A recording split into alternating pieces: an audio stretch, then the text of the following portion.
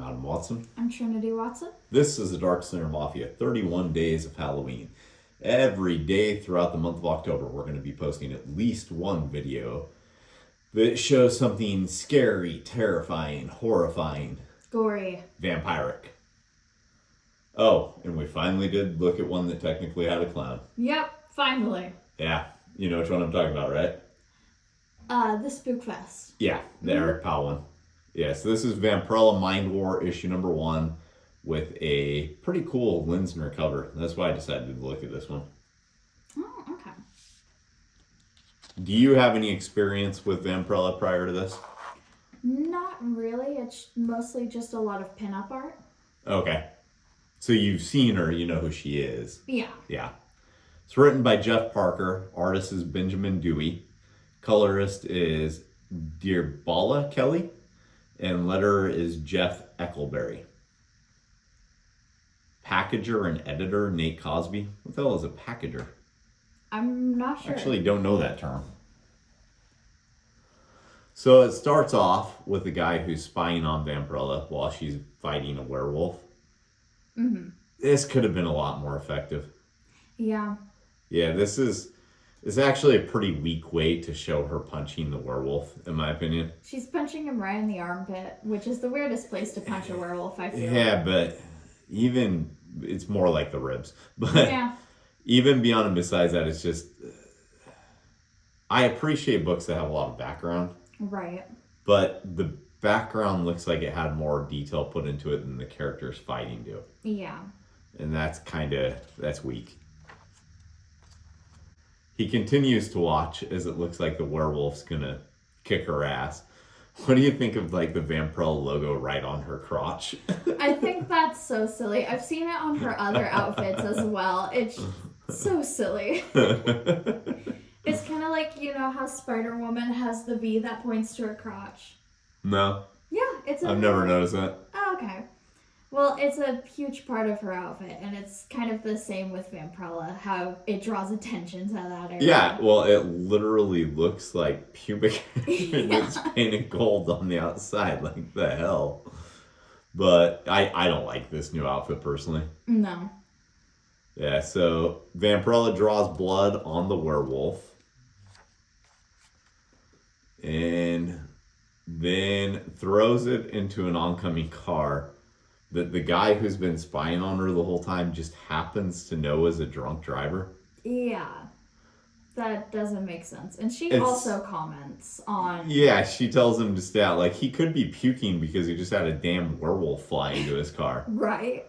They just know he's a drunk driver somehow, right? Yeah. Couldn't be that he's taken off guard by, you know, a werewolf attacking a vampire on the middle of the street when he's coming towards them. Mm-hmm. I guess the words right here are supposed to let you know. I guess. Yeah, maybe it is. Yeah. In any case, it seems like a weak attempt to just make it like, oh, Vampirella doesn't kill innocent people. Yeah. So the dialogue in this is cheesy as hell. Incredibly cheesy. Yeah. That being said, it's not like I didn't find some enjoyment out of it, but it is cheesy dialogue, and then this ad is horrible. I hate this ad. I do too. Why the hell is this a double page? I don't know. Why would you use up 2 pages for this? And then the artwork, like having this digital airbrush look, it doesn't look appealing. The logo doesn't look appealing. There's literally nothing about this that looks appealing to me. Yeah. Superstar cover artist Shannon Mayer. I don't even know who that is. Mm-mm. So then Vampirella brings the werewolf back, who's apparently a pastor. Yeah. And just kind of leaves it chained up with these people. Yeah. Tells them that if they find out who bit the pastor, she can come back and help him break the curse. But until then. Right. And then the guy who's been following her offers her a bracelet that or a necklace that she apparently already knows what it is. Mm-hmm. And puts it on and pretends to be a zombie, but it's just a ruse because she put it on herself and it only works if he puts it on her. Yeah, something like that. I kind of thought that was weak storytelling, honestly. Yeah. They could have had her just pretend to be a zombie throughout the entirety of the story or something like that. Right. Yeah, having it solved in just 3 panels, you can literally see the culmination of what happens as you're looking at the top 2 panels. Yeah. That's kind of weak. So then apparently Vampirella eats food. She wanted a po' boy. Yeah, I didn't know she ate regular food. I didn't know that po' boys ever looked like that. I don't know what po' boy is. It's a type of sandwich. Oh, okay. They don't look like that here.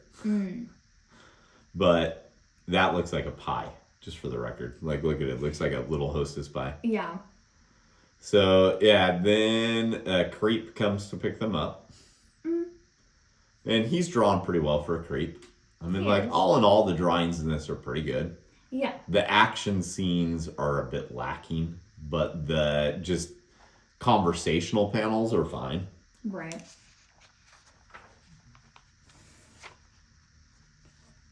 And while they're on the trip, this guy gets creepier.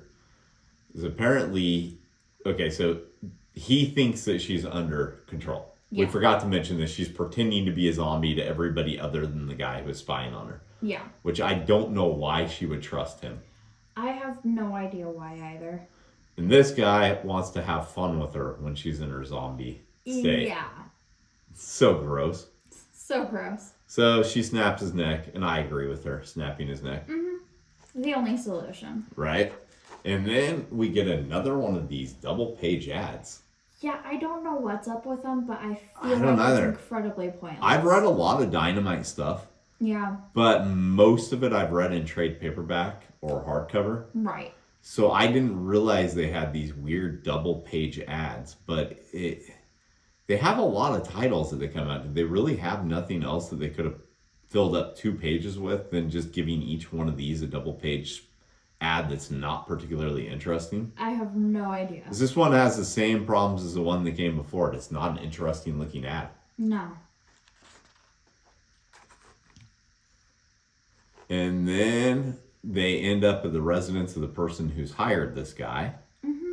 And it turns out she has flies, and I don't know if this is a guy or a stuffed thing. I have no idea, but all of the monster designs in this are pretty cool. Yeah, I agree with that. I like the flies. And turns out that the person who's hired him is a baroness who was a witch a couple 100 years ago, is what they say. Yeah. And she fought Vampirella and now wants to take over her body. Vampirella doesn't realize she wants to take over her body, but she does. And the one thing that I did really like about the writing right here is that she's talking about how she had been tracking her so long, right? Yeah.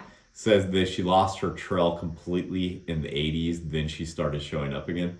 That's the publication history of Vampirella. Oh, okay. Warren folds, Vampirella's not seen for a while, then Harris comes along, starts publishing the character again.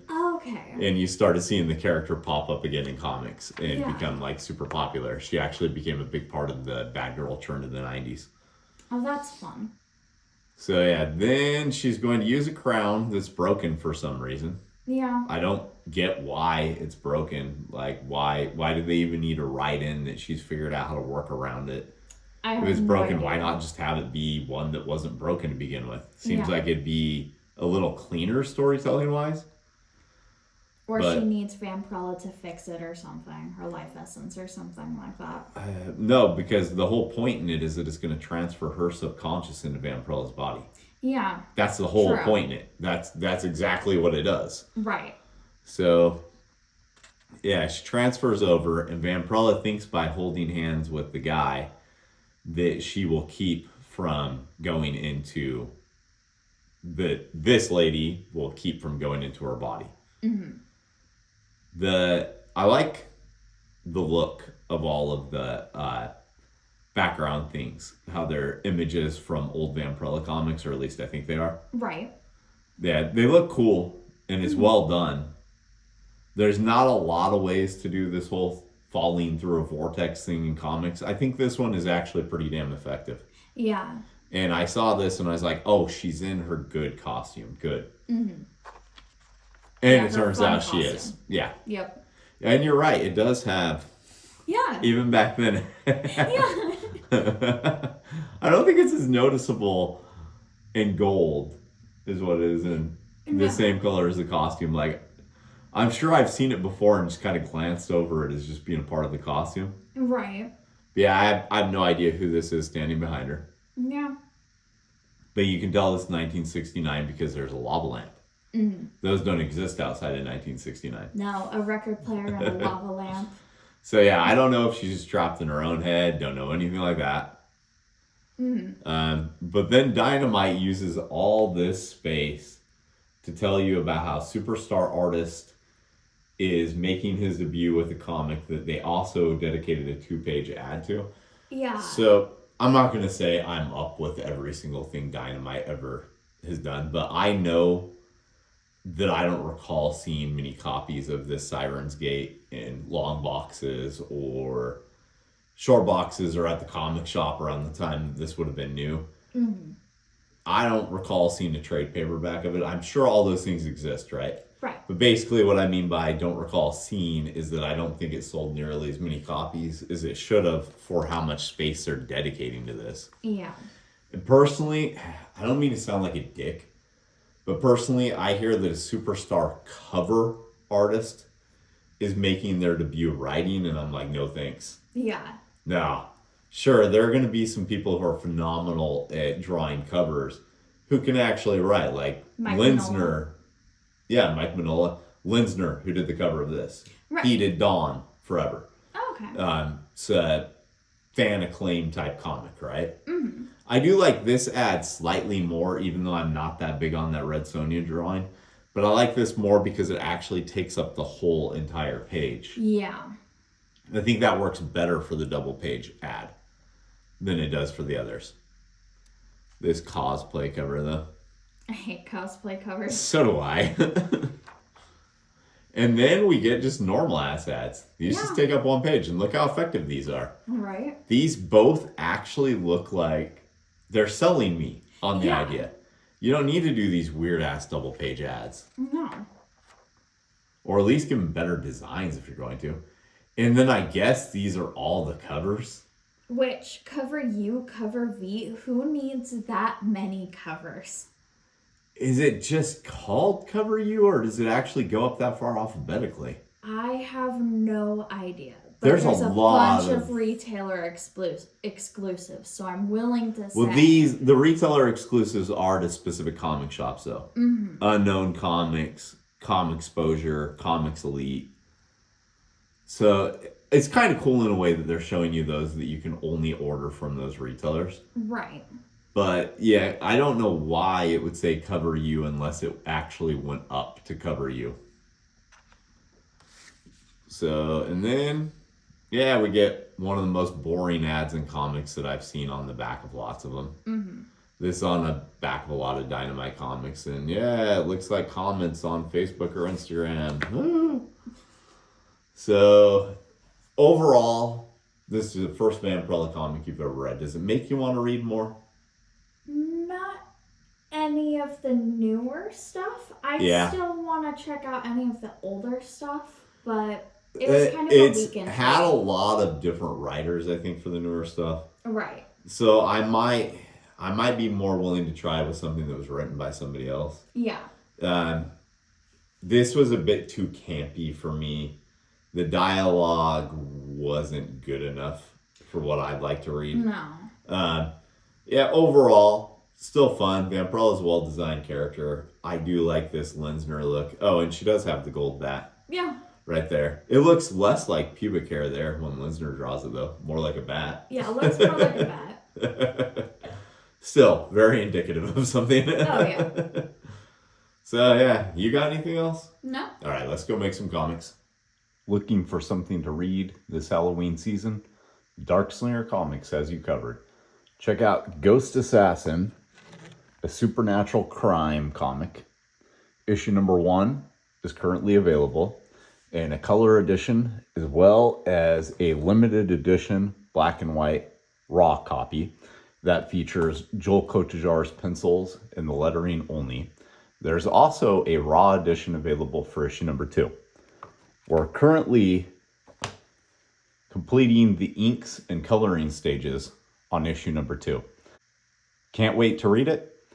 You can pick up the A story in the cards as a mini comic. Issue number 3 is also available in the Raw edition. Vampires more your thing? Check out Chronicles of Von Helsing. This story features the world's oldest blood feud, the Von Helsings versus vampire kind.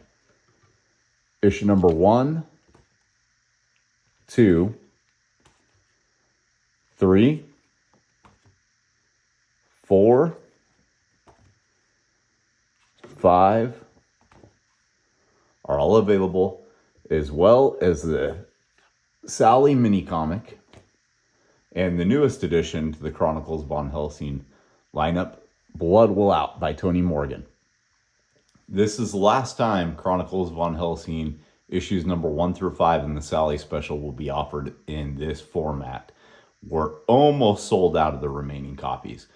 The next time it sees print is going to be as a colored edition hardcover.